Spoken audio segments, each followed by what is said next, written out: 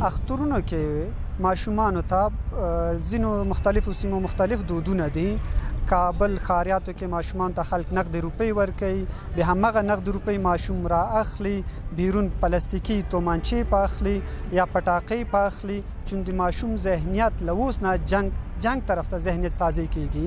او کلیوالو سیمو کې وایي وچه میوه، تازه میوه یا اګۍ ورکوو، خو راځئ د هغې په ځای باندې هر ماشوم ته اختر کې یو قلم، یو کتابچه د خپل اقتصادي وس مطابق یو کتاب ورسره ورکړو.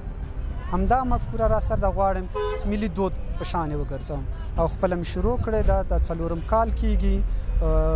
اخترونو کې وایه دا قلم، یو قلم او یو کتابچه ماشومان ته سره ورکوي.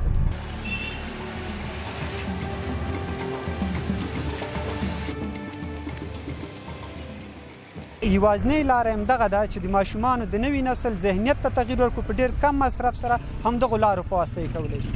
پایلې به دا وي راتلونکي به همدغه ماشومان زموږ او تاسو د ټولنې رهبران به ځوانان به شاید هغه وخت زه به نه یم، خو دوی دا ماشومان به همدغه دود ملي بڼه باندې عملي کوي به.